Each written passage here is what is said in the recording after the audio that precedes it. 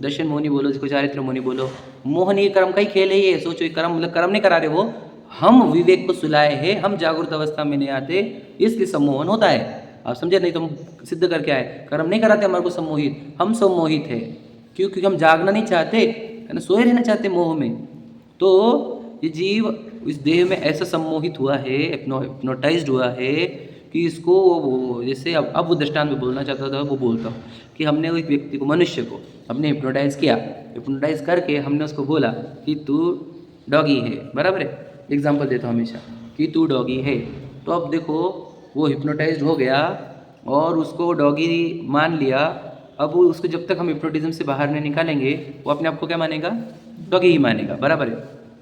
तो कुत्ता word use नहीं कर रहा हूँ, गलत लगता है, लोग तो गाली दे रहा है इसलिए डॉगी बोल रहा हूँ मैं, सॉफ्ट वर्ड है ना। स्तुति ध्यान दो इधर।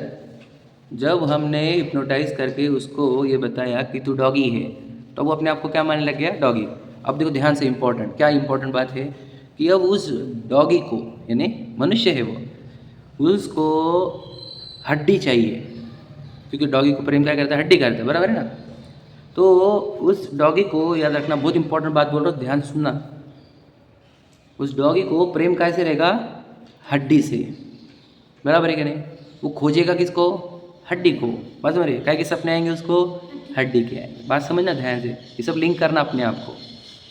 अब उस जीव को, यानी उस डॉगी जो फील कर रहा है सम्मोहित, उस मनुष्य को हम अगर सम्मोहन से बाहर आने की विद्या, या उसको बोल रहे कि बेटा तो ये डॉगी नहीं है, तो उसको ये शब्द पसंद आएंगे कि हड्डी।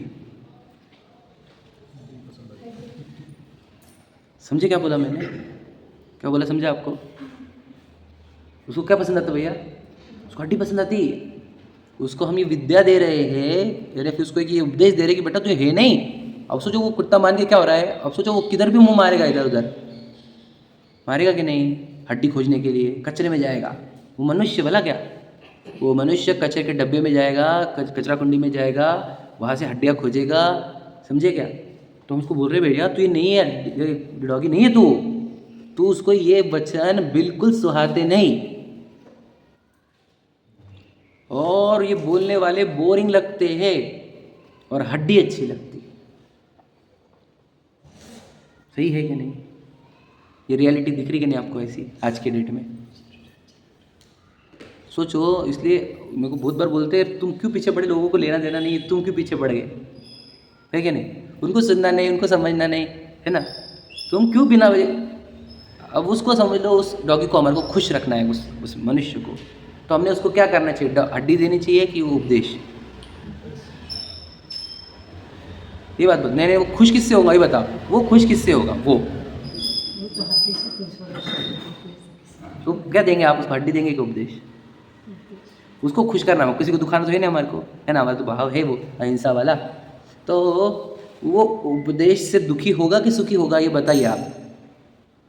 इंपॉर्टेंट क्वेश्चन का आंसर देना है, बताओ। वो मैं उपदेश दे रहा हूँ उसको, तो वो सुखी होगा कि दुखी होगा?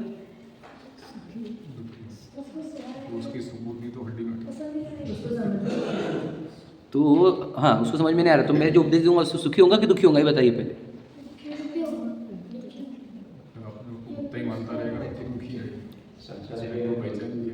हाँ, दुखी होगा कि नहीं? फिर मैंने उसको क्या देना चाहिए? वो दुखी हो रहा ना उपदेश से, तो मैंने उसको हड्डी दे देनी चाहिए ना। क्या देना चाहिए? आप समझेंगे क्या कह रहा हूँ मैं? आप समझ रहे क्या? तो तुम दे दो ना उसको जो चाहिए, दे दो ना उसको जो चाहिए। क्यों दे हम उसको? हम उसको हड्डी दे? हड्डी का एग्जाम्पल गलत है, समझ में बात को। इंपॉर्टेंट क्या है? संसारिक चीज़ें दे हम उसको सुखी करने के लिए, वो सम्मोहित जीव को। समझे कि नहीं? सम्मोहित जीव को वो चाहे हंसे रोए चिल्लाए भी, पसंद ना करे, हम तो उसको उपदेश ही देंगे, उसको पसंद ना आए तो भी। क्या समझे कि बात सही है कि नहीं? नहीं दे दो ना, तुम उसको, खुश हो रहा ना वो, दे दो उसको चाहिए तो। मैं को दे रहे हो उपदेश? समझे क्या बोल रहे हैं हम? तो दे दे क्या हम उसको उपदेश? वो ये क्या उसको वो दे दे जो चाहिए, वो सांसारिक वस्तु दे उसको हम। अब देखो इंपॉर्टेंट बात है कि जिसको मान के चलो मिल गई हड्डी, वो सुनने को आएगा कभी? समझे क्या बोल रहा हूँ मैं? इसी एग्जाम्पल को जितना अंदर घुटाओगे उतना समझ जाओगे तुम। क्या कि देखो, जिसको ये हड्डियाँ यानी बोलो पुण्य के हृदय मिल जाते हैं, वो आता नहीं सुनने को, वो सुनना नहीं चाहता। समझे कि नहीं? जो श्वान जो चाखे, समझे कि नहीं? तो वो आता नहीं सुनने को, क्योंकि उसको मिल गया। तो याद रखना, पुण्य को उदय मिलना इज इक्वल टू बोलो सम्मोहन में मिली हुई हड्डी है। इसलिए तीर्थंकर हो, महापुरुष हो, वो इसको छोड़ते हैं, त्यागते, और अज्ञानी इसी को चाखते रहते हैं। क्या बिल्कुल अच्छी बात। अरे उपदेश तक आगे बोले तो आपका बहुत पुण्य होता है, महाभाग्य है। पुण्य नहीं बोलेंगे हम, भाग्य बोलेंगे।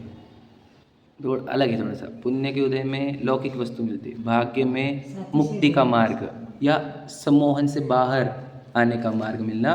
पुण्य हृदय नहीं बोलेंगे हम, उसको भाग्य बोलेंगे, समझ लेना। पुण्य का उदय मिलना भाग्य नहीं है, अभाग्य है। तो अभी सिद्ध कर दिया आपको। ज़्यादा पुण्य का उदय मिल गया तो वो हड्डी चकते चकते कभी सम्मोहन से बाहर आने का प्रयत्न नहीं करता। वो हमने एक नहीं, हमारे पास करोड़ों नहीं, अनंत एग्जाम्पल है। इसलिए पुण्य के उदय प्राप्त हो जाना यानी समझ लेना तुम गए वोट 12 के भाव से।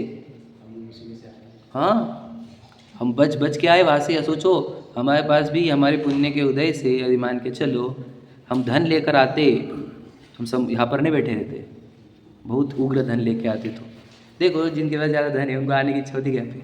हमने तो बहुत देखे बताओ यार, है कि नहीं? बिल्कुल पसंद है उनको ये सब बातें। धर्म बहुत बोर लगता है उन लोगों को, और सुनना भी बहुत बोर लगता है कि नहीं?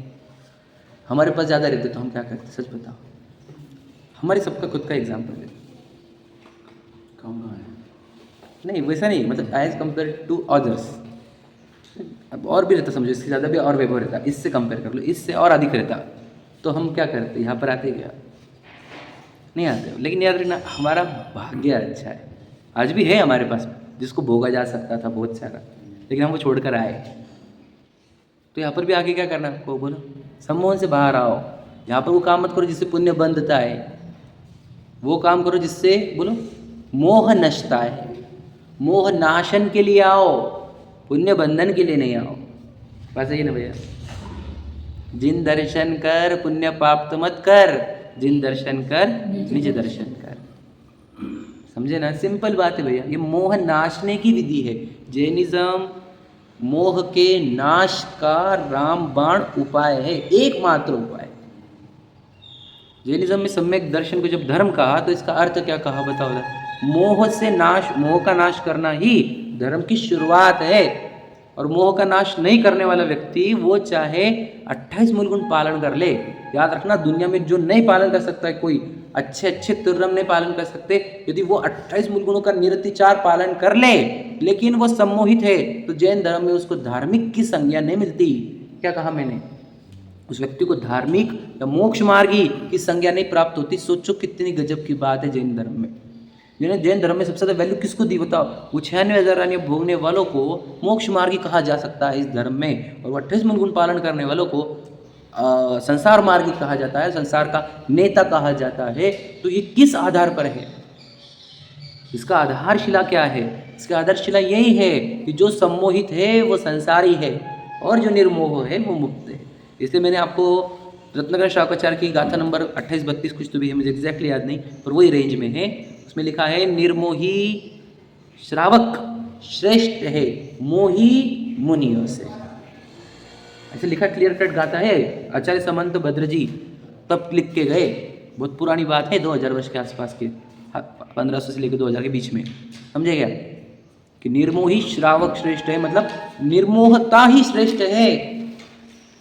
फिर बताओ ये व्रत पूजा भक्ति तुम्हारे क्रियाएं वे श्रेष्ठ नहीं है क्योंकि तुम 28 मूल गुण पालन कर लो। हम पार कर चुके हैं, अनंत बार हो गया, तो कौन सा काम नहीं हुआ? पे निज आत्म ज्ञान बिना का अर्थ क्या?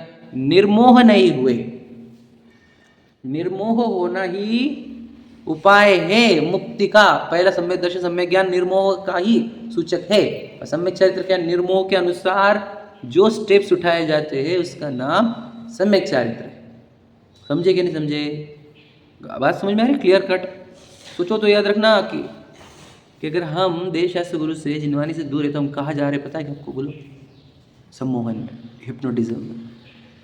मुझे लगता है कि यहाँ से जाने की ओढ़ किस बात की हमारे को? सम्मोहित होने का है क्या वापस से?